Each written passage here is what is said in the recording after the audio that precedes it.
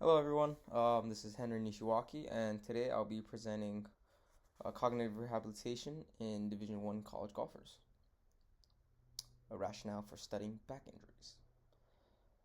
In sum, this presentation is part of my work for SPP410 at CBU, and let's dive into why this topic matters and how psychology plays a key role in athlete recovery. So the focus of my study is Division One college golfers, right? Specifically males between the age of 18 and 24 years old. That age window being, of course, particularly true with NIL and, of course, COVID years and all the sorts. But yeah, the sport really does demand, not just the physical precision and demands, but the intense mental focus, right? That happens everywhere in the brain, right? It's common for these athletes really to experience back injuries because of the repetitive twisting and bending during swings, right? Probably the most prevalent injury on the PGA Tour as well, probably for golfers as a whole population. But what's important here is that injury impacts more than just the body. It also shakes an athlete's confidence and ability to concentrate, right? Both crucial for the performance, especially golf, where the margin of skill, right, the difference of skill between every athlete is so small, and what really does separate them is, the urgency and ability to play good at that moment, right? And that's why this rehabilitation for this group has to address physical healing alongside the cognitive and psychological recovery. I chose this population because of, not only did I play Division One golf, but and now I'm a professional in Japan, but because of their unique mix of physical and mental demands. And because I have access to, of course, observed it not only in my past 4 years, but many friends, especially from high school, that have gone to many levels, different levels of golf. They've been in Division One, Two, Three, right, NIA, gone pro, all sorts. But just to work with them closely and to see kind of each of their individual routes and how they all overcame their own obstacle. Right. Now let's talk about three psychological theories that guide how we can support these athletes in both preventing injury and recovering from it, right? First is the health belief model, right, developed by Rosenstock in 1974. This theory explains how an athlete's beliefs about the risk of injury and how serious they think an injury might be influence their behavior. For example, Division One golfers understand that staying healthy is part of their job as student athletes. They're motivated to avoid risks that could jeopardize their scholarship or playing time. The model also points out barriers like fear of pain or lack of time that can stop athletes from following rehab plans. But by addressing these beliefs and barriers, we can boost their commitment to prevention and recovery. The second theory, of course, is self-determination theory from Deci and Ryan in 1985. This theory centers on motivation, especially intrinsic motivation, the kind that comes from feeling in control, capable, and connected to others.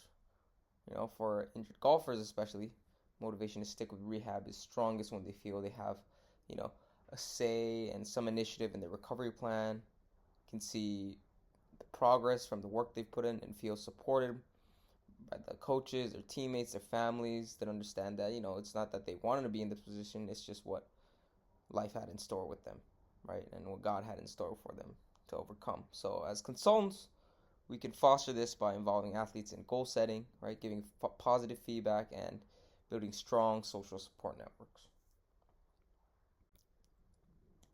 Now, the final and third final is cognitive appraisal theory, which is introduced by Lazarus in 1991. This theory explains how the way athletes interpret their injury, whether as a threat or a challenge, really, if you think about it, simply does shape whether it is a threat or a challenge, right? It really determines whether their, emotional response is, benevolent or malevolent, and whether they're coping in, in a healthy manner, right? But if they see an injury as a challenge, more likely to respond with resilience and adaptive coping. But we can help these athletes, reframe negative thoughts about injury, teach relaxation techniques and support their focus on recovery goals. Because being injured isn't fun, right? You're sitting on the sideline, see your teammates, all your peers, you know, right, making strides in their games and doing that sort of stuff. It's tough, but the mental shift is definitely key for bouncing back stronger because the end of the day, sitting there weeping about it isn't going to do anything for you. So these theories, give us a framework to understand the mental side of the injury and tailor interventions, right, that support both prevention and rehab. But let's move on to three important research areas that relate directly to rehabilitation success. Right, first, adherence to sport injury rehabilitation is critical. Athletes' beliefs about their injury, motivation levels, and social support all influence whether they stick to those rehab protocols. Educating athletes about their injury and involving them in setting clear, achievable goals can definitely improve this adherence. Second, psychological factors like fear of re-injury, anxiety, and loss of confidence can slow down this recovery, which is, I think part of that process. But using techniques like motivational self-talk definitely will help reduce anxiety and build confidence, right, which supports that progress. Third, finally, the communication plays a huge role in managing injuries.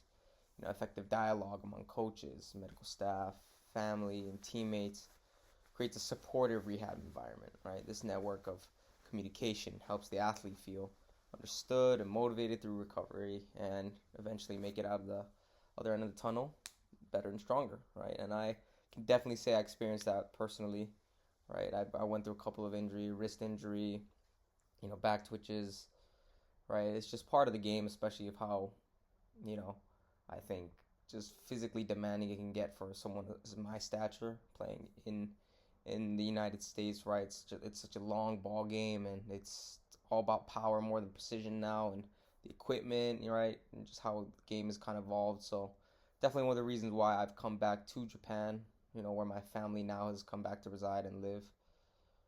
But yeah, it's being able to understand and learn where you're at, and definitely want to thank all the people at CBU that helped me get through my injuries, my teammates, my coaches, especially the PT guys, Jonah, right, and Miguel. A lot of people. But really, there are, we have to understand, barriers to that, say how I made it out of the other end of the tunnel. It wasn't, just sunshine and rainbows, right? But like I said, fear of re-injury definitely played a role in my case as well. And performance anxiety, right, can definitely hold athletes back mentally. Like I remember a tournament where I don't think I was really injured to that point, but I think it was a coping mechanism when things were getting worse. It just felt like it was getting bad, right? It felt like it was hurting again, or I think it wasn't that bad. Really, I was starting to heal pretty well, and I was well down my timeline. But it's just those kind of little things that you just have to get over, right? Sometimes they, like that, you lack the social support you need to feel, or you're overwhelmed by academic and athletic pressures, which I felt like I definitely was, right, with my senior year coming up and wanting as much scholarship as I can, with a lot of stuff happening back home, the financial pressures with just how the Japanese yen's doing compared to the US dollar. But like I said, that was my case. But enough about that, right? Limited access to mental health resources also made it harder for some athletes to get psychological help, right? But identifying and addressing these barriers early is crucial for effective rehab. But finally, I want to share a verse that definitely guides me in this, I'd say work in this journey. But Philippians 4:13, I think it's universal for athletes. But I can do all things through Christ who strengthens me. Right? He's died on the cross. His Son, Jesus Lord has died on the cross for us. Lived a sinless life to pour the sins away from the past, the present, and the future, and allow us to redeem ourselves, right? And this, verse definitely does remind me, and hopefully the athletes that I, of course, around me that are my peers and I work with, that strengthen and perseverance come from the faith that you have, right? So it's a powerful motivator during tough times when recovery feels long and challenging, but it encourages resilience and a mindset that we can overcome obstacles with just the right support and belief. Finally, through this course, I've learned how deeply connected, cognitive and physical factors are. I think it was more so before just not unconscious, but I was maybe just naive to it, right? And I understood that there were factors, but not quite to this level, right? And it's not enough to just heal the body. We must also, of course, support the mind, which I understood more than anything, I think, coming into this just because, I do play golf, right? But I'm particularly interested in applying, of course, motivation and cognitive appraisal strategies, I think, to help athletes. So even to myself, right? I think the holistic approach definitely can make a real difference in their journey back to the competition when things can get quite superficial and materialistic in terms of performance, results, and just the things that, you're coming back to after an injury. But yeah, finally, this will be my references, and thank you very much.